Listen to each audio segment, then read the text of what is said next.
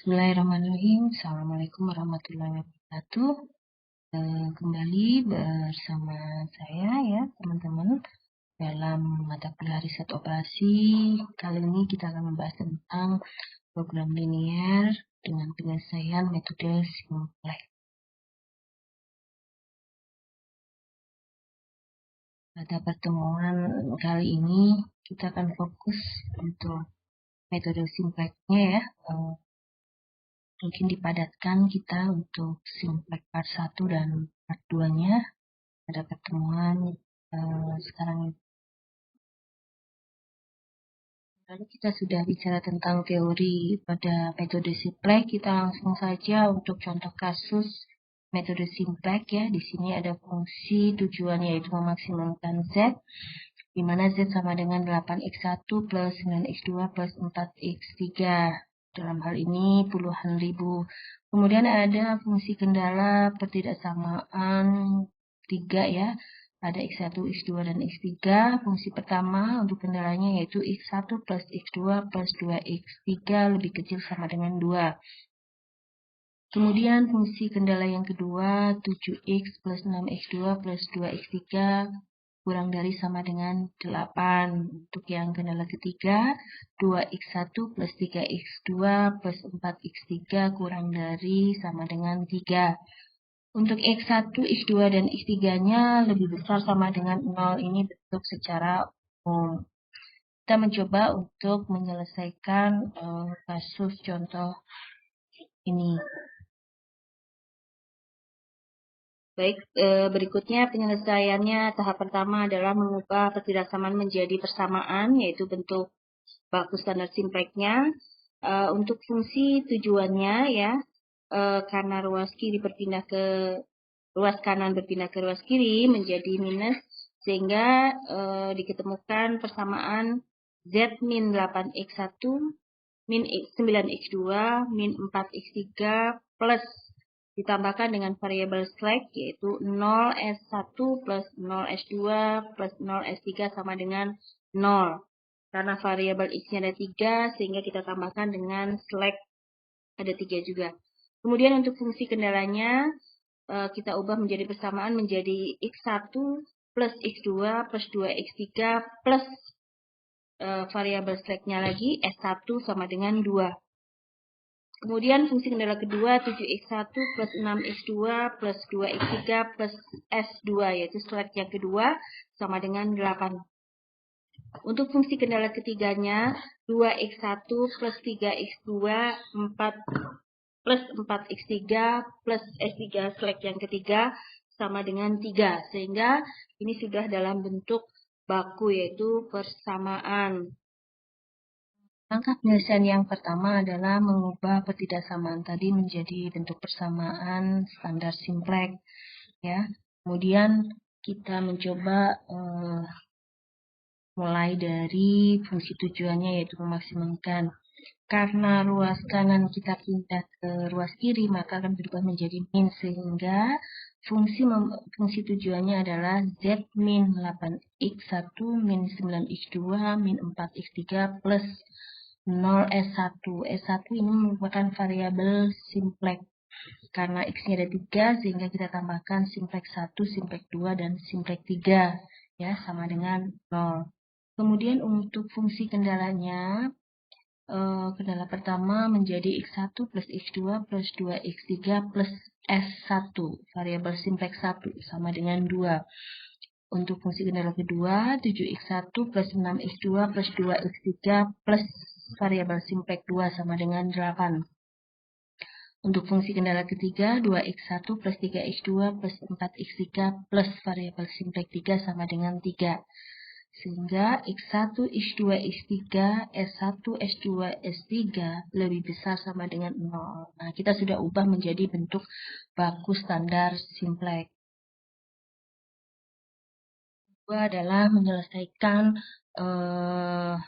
metode simplex ini. Tadi sudah langkah pertama merubah bentuk persamaan ke dalam bentuk baku simplex. Yang kedua kita masukkan dalam tabel untuk mengetahui layak tidaknya ini menjadi salah satu salah satu solusi untuk metode simplex, dengan catatan yang perlu digarisbawahi bahwa nilai kanannya nanti tidak ada yang negatif, artinya positif.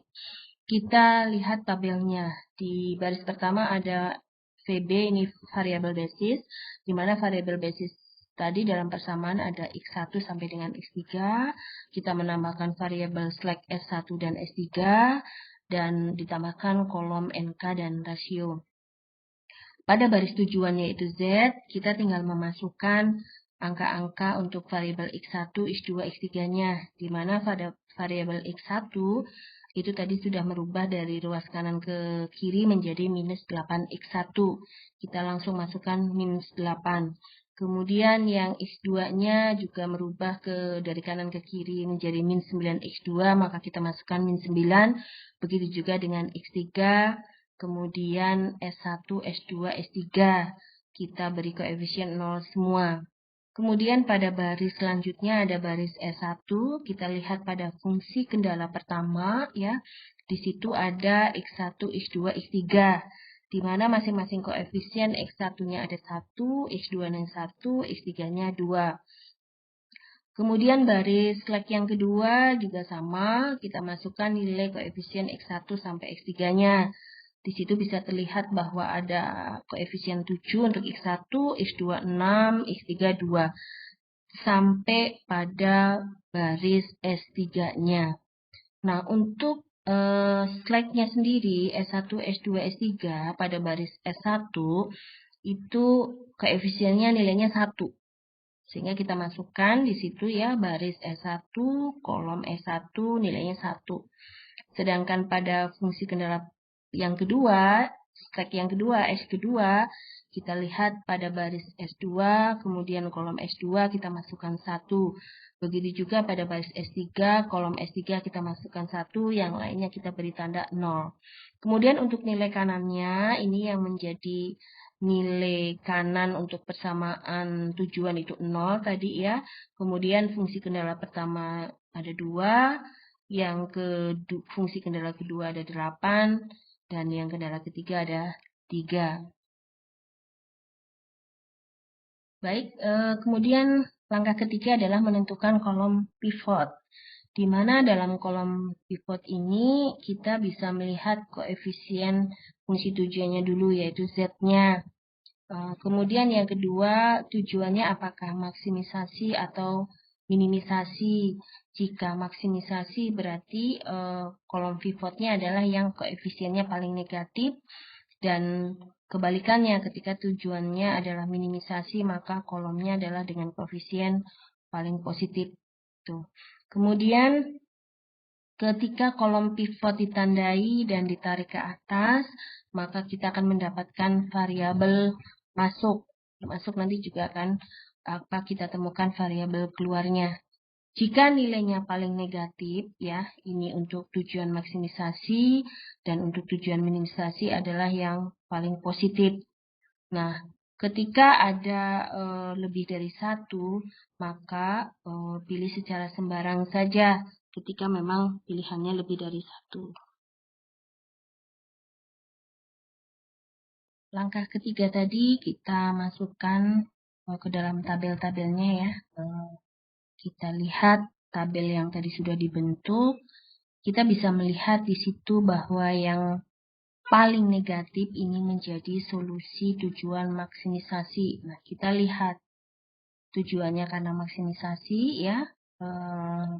Yang paling negatif terbesar adalah min 9 dibandingkan min 8 dan min 4, yaitu terletak pada X2. Nah, X2 ini merupakan kolom pivot. Dan karena X2 ini nilai yang paling negatif, maka ini dianggap sebagai variabel masuk untuk X2. Oke. Nilainya masih sama untuk angka-angka yang kita masukkan dalam baris dan kolomnya, sesuai dengan tabel yang sebelumnya. Ya, langkah keempat yaitu menentukan baris pivot dan elemen pivot. Baris pivot ditentukan setelah membagi nilai solusi dengan nilai kolom pivot yang bersesuaian. Jadi terletak pada satu baris. Kemudian nilai negatif dan 0 pada kolom pivot tidak diperhatikan, artinya tidak ikut menjadi pembagi. Baris pivot merupakan baris dengan rasio pembagian terkecil. Jika baris pivot ditandai dan ditarik ke kiri, maka akan mendapatkan variabel keluar. Kalau tadi variabel masuk di posisi X2, yang ini kita akan mencari variabel keluar. Jika rasio pembagian terkecil lebih dari 1, maka pilih salah satu secara sembarang.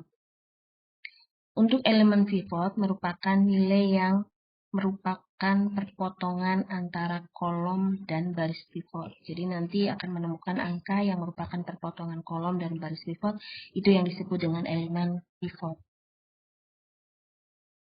Berikutnya kita menentukan baris pivot dan elemen pivotnya.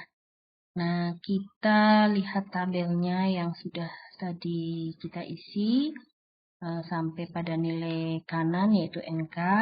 Kita lihat bahwa posisi variabel X2 merupakan variabel masuk. Kemudian kita lihat mana rasio yang paling kecil. Nah, kita hitung dulu rasionya. Nah, rasio diperoleh dari mana? Dari nilai NK dibagi dengan kolom pivotnya. Di mana pada baris S1 nilai NK-nya itu 2, kita bagi dengan 1, ketemu angka 2. Kita masukkan pada kolom rasionya. Kemudian pada baris S2 kita lihat nilai NK-nya ada 3, kita bagi dengan kolom pivot yang pada X2-nya yaitu 3, sehingga 3 dibagi 3, 1. Kemudian pada baris S3 ada nilai NK 8, kita bagi dengan nilai pada kolom pivotnya yaitu 6, sehingga 8 dibagi 6, ya sekitar 1 sekian. Nah, dari ketiga rasio ini, kita bisa melihat mana rasio yang paling kecil. Nah, di sini ada pada rasio nilai 1, tepatnya pada baris S2. Nah, sehingga S2 ini dianggap sebagai variabel keluar. Ketika kita tarik garisnya, maka perpotongan antara X2 dan S2, variabel masuk dan variabel keluar, itu ada di titik 3. Ya, 3 baris S2 untuk kolom X2 yaitu 3. Sehingga angka 3 ini merupakan elemen pivot karena perpotongan antara X2 dan S2 yaitu variabel masuk dan variabel keluarnya. Kita langkah kelima yaitu membuat tabel simplex barunya. Kita buat tabelnya, kita mulai dari X2 karena X2 merupakan variabel masuk. Untuk variabel X2 diperoleh dari nilai pada kolom X1 yaitu nilainya 2 dibagi dengan elemen pivotnya yang merupakan perpotongan. Ketemu 3 tadi, sehingga untuk X2 ya, untuk baris X2, X1 itu 2/3. Kemudian untuk masih baris X2-nya yaitu kolom X2, kita masukkan nilai pada kolom X2-nya yaitu 3. Kemudian dibagi elemen pivotnya tadi 3 sehingga ketemu angka 1 dan seterusnya. Setelah kita isi baris X3 sampai nilai kanannya atau NK-nya, kita isi baris yang menjadi fungsi tujuan yaitu Z-nya. Ya, -2 dari mana diperoleh? Nah, -2 ini merupakan variabel X1 pada baris Z yang menjadi fungsi tujuan, yaitu tadi nilai koefisiennya ketika di awal itu -8, dikurangi dengan kolom pivotnya yaitu -9, dikalikan dengan baris pivot yang tadi sudah kita hitung, yang di baris X2 yaitu 2/3, sehingga ketemu -2. Kemudian pada X2-nya, pada kolom X2-nya pada baris Z ya, ditemukan di awal fungsi persamaannya koefisien senilai -9 dikurangi dengan -9 yang merupakan kolom pivot sebelumnya dikalikan dengan baris pivot yang sudah kita hitung pada baris X2 kolom X2 yaitu 1. sehingga ketemu sama dengan 0, dan seterusnya. Kemudian kita mencari baris S1-nya. Kita mulai dari kolom X1, yaitu di situ sepertiga. Diperoleh dari mana? Diperoleh dari koefisien pada persamaan baris S1-nya, yaitu 1, dikurangi dengan 1 yang merupakan kolom pivotnya, kemudian dikalikan baris pivot yang sudah kita hitung, yaitu pada baris X2 kolom X1 ketemu 2/3, sehingga 1 dikurangi 1 dikali 2/3 sama dengan 1/3.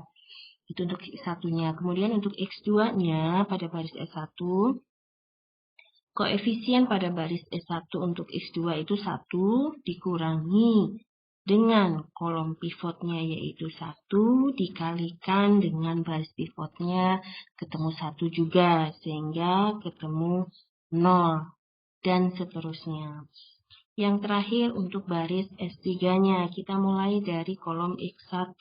Di situ ketemu angka 3. Diperoleh dari mana? Diperoleh dari koefisien pada X1 persamaan sebelumnya ya, 7, kita kurangi dengan 6 yang merupakan kolom pivotnya, kemudian kita kalikan baris pivot pada baris X2 kolom X1 yaitu 2/3, sehingga 7 dikurangi 6 dikalikan 2/3 sama dengan 3, dan seterusnya sampai nilai NK. Detail cara kita menghitung baris Z pada tabel simplex baru, kemudian pada baris S1 dan pada baris S3. Langkah yang ke-6 ya, kita bisa melihat pada tabel langkah ke-5 tadi bahwa apakah nilainya sudah optimal atau belum, tuh ya. Kita melihat dari fungsi tujuannya dulu, karena tujuannya tadi adalah maksimisasi, sehingga pada baris tujuan yaitu Z-nya harus bernilai positif atau 0. Ketika minimisasi justru pada baris Z-nya yaitu negatif atau 0. Nah, ketika kita cek pada langkah kelima tadi pada tabel dengan tujuan dan syaratnya yang tadi sudah dikemukakan, masih ada menemukan nilai negatif. Nah, padahal tujuannya adalah tujuan maksimisasi, sehingga harusnya positif. Maka, pada tahap sampai kelima tadi belum menemukan solusi atas metode simplexnya ini, sehingga perlu dilakukan cara untuk iterasi kembali, yaitu kembali pada langkah ketiga. Silakan teman-teman dicoba masuk kembali kepada langkah ketiga untuk menemukan nilai optimal yang menjadi tujuan maksimisasi atas Z-nya. Cukup di sini materi untuk metode simplex. Mudah-mudahan bisa dipahami. Mohon maaf banyak kekurangnya. Sampai bertemu kembali. Terima kasih. Wassalamualaikum warahmatullahi wabarakatuh.